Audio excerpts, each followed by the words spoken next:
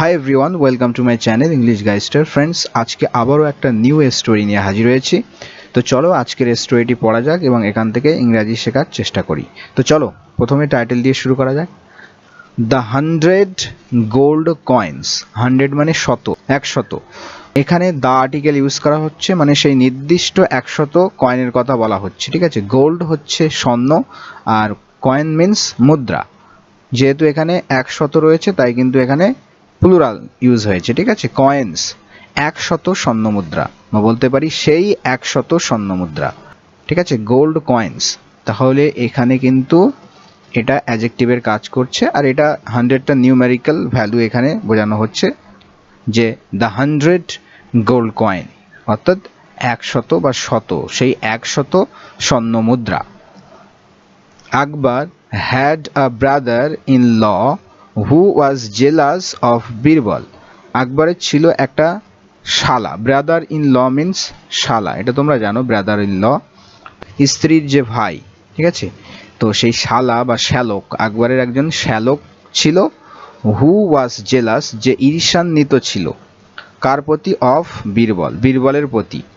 হু এসছে এই brother in ল এর জন্য, এবং হুয়ের ভার্ব হচ্ছে এখানে ওয়াজ, আর এখানে আকবরের ভার্ব হচ্ছে হ্যাড। জেলাসের পরে কিন্তু অফ প্রিপোজিশন ইউজ হয়ে থাকে। ঠিক আছে, he asked the emperor two appoint him as the minister in place of Birbal. He asked emperor, এখানে আস্ক মানে কাউকে কোনো কিছু করতে বলা।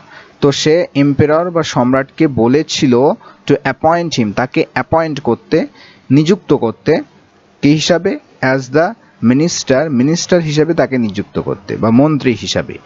ইন প্লেস অফ বীরবল, বীরবলের জায়গায়, বা বীরবল যে পজিশনে রয়েছে, যে পদে রয়েছে, সেই পদে মিনিস্টার হিসাবে, মন্ত্রী হিসাবে তাকে নিয়োগ করার কথা সে এম্পেরর বা সম্রাটকে বলেছিল, অর্থাৎ সম্রাট আকবরকে বলেছিল। ওকে, তো এখানে হি হচ্ছে সাবজেক্ট, ভার্ব হচ্ছে আস্কড। সো তাই বা সুতরাং, when Birbal came to know, যখন বীরবল জানতে পারল। কাম টু নো, এটার মানে হয় জানতে পারা। সেকেন্ড ফর্ম আছে দেখো, কেম টু নো মানে জানতে পেরেছিল। সুতরাং যখন বীরবল জানতে পেরেছিল অ্যাবাউট ইট, এটা সম্পর্কে, হি রিজাইন্ড, তিনি রিজাইন করলেন, ইস্তফা দিলেন। ঠিক আছে, রিজাইন করা মানে ইস্তফা দেওয়া। তো এটা কিন্তু ইডি যুক্ত করে সেকেন্ড ফর্ম করা হয়েছে, মানে ফার্স্ট ফর্ম হচ্ছে রিজাইন। ঠিক আছে, রিজাইন মানে ইস্তফা দেওয়া। তো তিনি ইস্তফা দিলেন। And Akbar's brother in law, এবং আকবরের শ্যালক, অ্যাপোস্ট্রফি এস এর ব্যবহার, মানে আকবরের র অর্থ আসে। ঠিক আছে, পজিশন বোঝায়, যে আকবরের শ্যালক brother in law was made the minister, তাকে করা হলো, প্যাসিভে লেখা হলো, ওয়াজ মেড দ্য মিনিস্টার, তাকে মিনিস্টার করা হলো, মন্ত্রী করা হলো। ঠিক আছে, এবং আকবরের শ্যালককে মন্ত্রী করা হলো। তাহলে এখানে সাবজেক্ট হচ্ছে বীরবল, এর ভার্ব হচ্ছে কেম টু নো, এখানে সেকেন্ড ফর্মে আছে।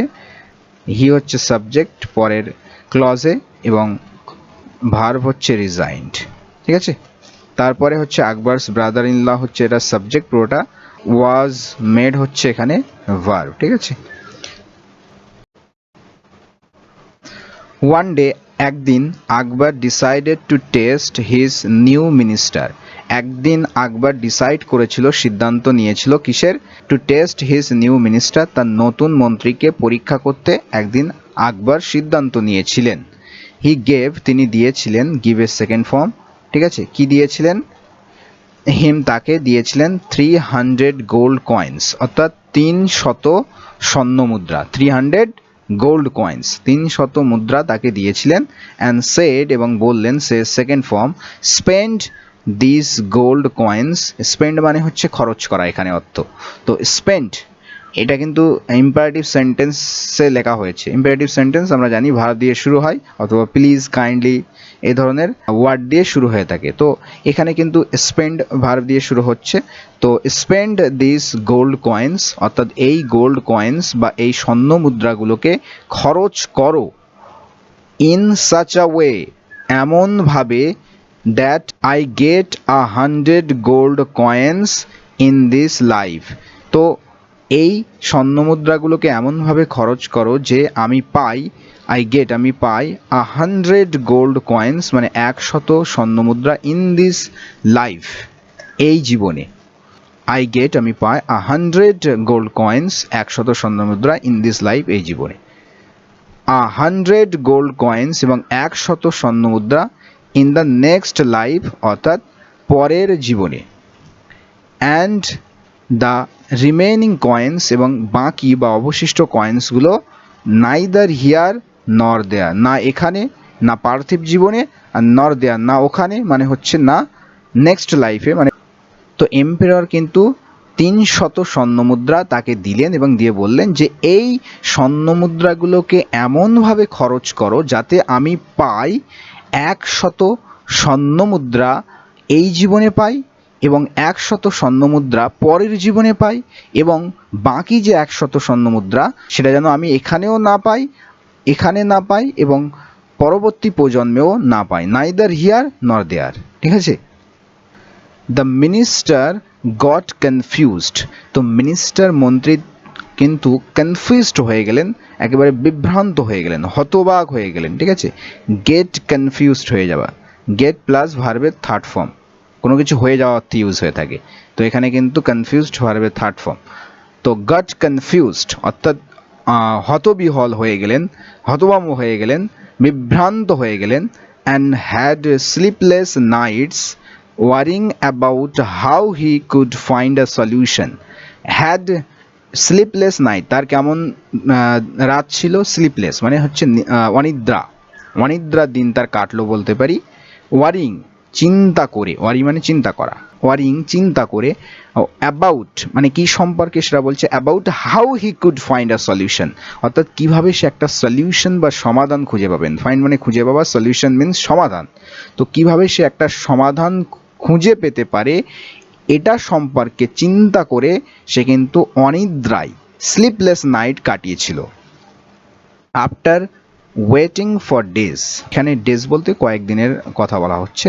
তো আফটার ওয়েটিং ফর ডেজ অর্থাৎ কয়েকদিন অপেক্ষা করার পরে, হি ফাইনালি সে অবশেষে আস্কড ফর বীরবলস হেল্প, বীরবলের সাহায্যের কিন্তু চাইলো বলতে পারি। এখানে আস্ক মানে চাওয়া, সিক করা। তো সে অবশেষে বা শেষ পর্যন্ত finally asked for Birbal's help, বীরবলের সাহায্য চাইলো। He narrated the entire situation to Birbal, সে ন্যারেট করলো, বর্ণনা করলো। ওকে, দ্য এন্টায়ার সিচুয়েশন পুরো সিচুয়েশনটা, পুরো পরিস্থিতিটাকে, এন্টায়ার মানে হচ্ছে পুরো। ঠিক আছে। হোল সিচুয়েশন, এন্টায়ার সিচুয়েশন কাকে বললো, বীরবলকে। হু অ্যাগ্রিড টু হেল্প হিম, যে রাজি হয়েছিল, অ্যাগ্রি করেছিল। হু এসছে কার জন্য, এই বীরবলের জন্য। যে হু অ্যাগ্রিড যে রাজি হয়েছিল, টু হেল্প হিম তাকে সাহায্য করতে। Birbal walked on the streets of the city, Birbal হেঁটে গেলেন, কোথায় হেঁটে গেলেন, on the streets of the city অর্থাৎ শহরের রাস্তাগুলোতে হাঁটতে লাগলেন। Holding the bag of gold coins, holding মানে ধরে, হোল্ড করা মানে ধরা কোনো কিছু।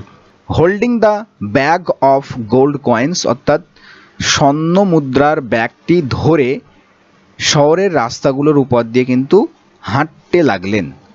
সুন শীঘ্রই, হি নোটিসড তিনি লক্ষ্য করলেন, কি লক্ষ্য করলেন, আ রিচ মার্চেন্ট একজন ধনী ব্যবসায়ীকে লক্ষ্য করলেন, যে কিনা কি করছে, সেলিব্রেটিং হিজ সন্স ওয়েডিং, যে কিনা তার পুত্রের বিবাহ অনুষ্ঠান অনুষ্ঠিত করছেন, সেলিব্রেট করছেন। ওকে, তো এখানে সেলিব্রেট কিন্তু ভার্বের আইএনজি ফর্ম, যেটা কিন্তু এখানে প্রেজেন্ট পার্টিসিপেল। ঠিক আছে, এটা কি, এটা হচ্ছে present participle adjective, present participle, participle. তো সেলিব্রেটিং, তো এটা কিন্তু এই মার্চেন্ট সম্পর্কে বলা হলো, যে কিনা সেলিব্রেট করছেন। তো তিনি শীঘ্রই লক্ষ্য করলেন একজন ধনী ব্যবসায়ী, যে কিনা তার পুত্রের ওয়েডিং বা বিবাহ সেলিব্রেট করছেন, অনুষ্ঠিত করছেন।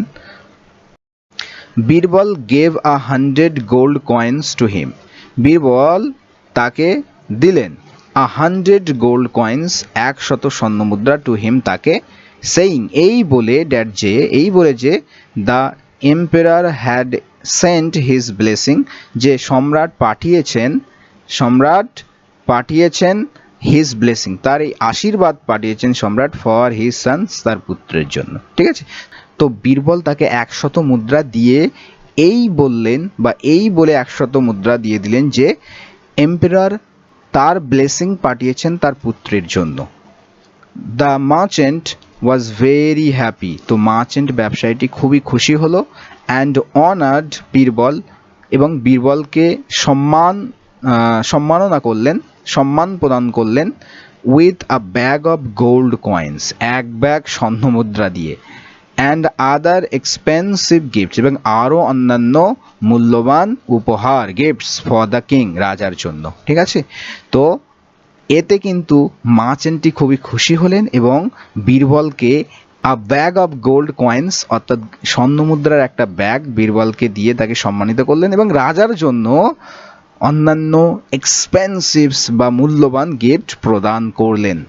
লেটার পরবর্তীতে Birbal distributed food and clothes to the poor people in the name of the emperor with the 100 gold coins he got in exchange earlier. Later পরবর্তীতে Birbal distributed food and clothes, Birbal distribute করলেন অর্থাৎ বিতরণ করে দিলেন। ঠিক আছে, বীরবল কি বিতরণ করলেন? ফুড অ্যান্ড ক্লোথস, খাদ্য এবং জামা কাপড়, টু দ্য পুয়ার পিপল, দরিদ্র মানুষদের, in the name of emperor, কার নামে? সম্রাটের নামে, in the name of emperor, সম্রাটের নামে, উইথ দ্য 100 গোল্ড কয়েন্স, 100 মুদ্রা দিয়ে। ঠিক আছে, সেই 100 যে মুদ্রা ছিল সেই 100 মুদ্রা দিয়ে গরিবদের কিন্তু খাদ্য এবং জামা কাপড় দান করে দিলেন সম্রাটের নামে। হি গট, যেটা তিনি পেয়েছিলেন, ইন এক্সচেঞ্জ, পরিবর্তে, আলিয়ার মানে আগে এক্সচেঞ্জে তিনি যেটা পেয়েছিলেন যে কয়েনগুলো সেগুলো দিয়ে, সেই 100 স্বর্ণ মুদ্রা দিয়ে কিন্তু সম্রাটের নামে দরিদ্র ব্যক্তিদের খাদ্য ও জামা কাপড় ডিস্ট্রিবিউট বা বিতরণ করে দিলেন। ফাইনালি অবশেষে বীরবল অর্গানাইজড আ কনসার্ট, বীরবল কিন্তু বীরবল আয়োজন করলেন একটা কনসার্টের, একটা সঙ্গীতানুষ্ঠানের। ঠিক আছে, কনসার্ট মিনস সঙ্গীতানুষ্ঠান, তো একটা সঙ্গীতানুষ্ঠানের আয়োজন করলেন। And dance with the remaining 100 gold coins, এবং নাচলেন, ডান্স করলেন with the remaining 100 gold coins, কি দিয়ে? অবশিষ্ট 100 স্বর্ণ মুদ্রা দিয়ে। ওকে, তো অবশিষ্ট যে 100 স্বর্ণ মুদ্রা ছিল সেই স্বর্ণ মুদ্রা দিয়ে তিনি কিন্তু একটা কনসার্টের আয়োজন করলেন বীরবল, এবং নাচ গান করলেন। ঠিক আছে, নাচলেন। Akbar found out that Birbal was helping the minister. Find out হচ্ছে ফাইন্ড আউট এর সেকেন্ড ফর্ম। ফাইন্ড আউট মানে হচ্ছে খুঁজে বের করা। ঠিক আছে, তো আকবর খুঁজে বের করলো বা জানতে পারলো বলতে পারি এখানে, দ্যাট বীরবল ওয়াজ হেল্পিং, যে বীরবল সাহায্য করছেন দ্য মিনিস্টার, মন্ত্রীকে। তো আকবর এটা খুঁজে পেলেন বা এটা জানতে পারলেন যে বীরবল কিন্তু মন্ত্রীকে সাহায্য করছেন। He then asked him for the solution, তারপর তিনি কিন্তু তাকে সলিউশনের জন্য বা সলিউশন জিজ্ঞাসা করলেন। He asked him for the solution. ঠিক আছে, তারপরে তিনি তার এই সলিউশনটা কিন্তু বের করতে বললেন বা সলিউশনটা জিজ্ঞাসা করলেন, সমাধানটি জিজ্ঞাসা করলেন। You received the money spent on the merchant in the form of gifts and coins. You received, আপনি পেয়েছেন, রিসিভ করেছেন, দ্য মানি, অর্থ। কোন অর্থ? যে অর্থ স্পেন্ট অন দ্য মার্চেন্ট, অর্থাৎ মার্চেন্টের উপর খরচ করা অর্থ আপনি পেয়েছেন, in the form of gifts and coins, gifts এবং কয়েনের ফর্মে বা রূপে। ঠিক আছে, উপহার এবং মুদ্রার রূপে স্পেন্ড করা, মার্চেন্টের উপর খরচ করা অর্থ আপনি পেয়েছেন। তাহলে এখানে আপনি পেয়েছেন, ইউ হচ্ছে সাবজেক্ট, ভার্ব হচ্ছে এখানে second form, past indefinite. You received, আপনি রিসিভ করেছেন দ্য মানি, অর্থ। তাহলে এখানে এটা নাউন, এই নাউন সম্পর্কে বলছে কিন্তু এই ফ্রেজটি দেখতেই পাচ্ছো, যেটা কিন্তু V3 অ্যাডজেক্টিভের কাজ করছে। ঠিক আছে, তো আপনি পেয়েছেন সেই অর্থ যেটা স্পেন্ট, যেটা খরচ করা হয়েছে, খরচ করা অন দ্য মার্চেন্ট, অর্থাৎ ব্যবসায়ীর উপর খরচ করা অর্থ কী রূপে পেয়েছেন আপনি? In the form of gifts and coins, অর্থাৎ গিফটস ও কয়েনের, উপহার ও মুদ্রার রূপে। ইউ উইল রিসিভ, আপনি পাবেন, রিসিভ করবেন, ফিউচার ইনডিফিনাইট। দ্য মানি, আপনি অর্থ পাবেন, স্পেন্ট অন দ্য পুয়ার, পুয়ারের বা গরিবদের উপর দান করার অর্থ আপনি পাবেন ইন দ্য নেক্সট লাইফ, পরবর্তী জীবনে। ঠিক আছে, ইউ উইল রিসিভ, আপনি পাবেন, দ্য মানি, কোন মানি? যেগুলো খরচ করা হয়েছে, স্পেন্ট। ইউ উইল রিসিভ, আপনি পাবেন, দ্য মানি, অর্থটি যেটা খরচ করা হয়েছে, স্পেন্ট অন দ্য পুয়ার, অর্থাৎ পুয়ারদের উপর খরচ করা অর্থটি আপনি পাবেন ইন দ্য নেক্সট লাইফ, অর্থাৎ পরবর্তী জীবনে। বাট, কিন্তু, the money spent on the concert, কিন্তু কনসার্টে খরচ করা যে মানি, এই খরচ করা যে মানিটা, সেটা কিন্তু আপনি ইউ উইল রিসিভ, আপনি পাবেন, নাইদার হিয়ার, না এখানে, নর ইন দ্য নেক্সট লাইফ, না পরবর্তী জীবনে। ঠিক আছে, অর্থাৎ আপনি যে কনসার্টে যে আনন্দ উপভোগের জন্য যে অর্থটা খরচ করেছেন, সেটা না আপনি এখানে পাবেন আর না পরবর্তী জীবনে পাবেন। ঠিক আছে।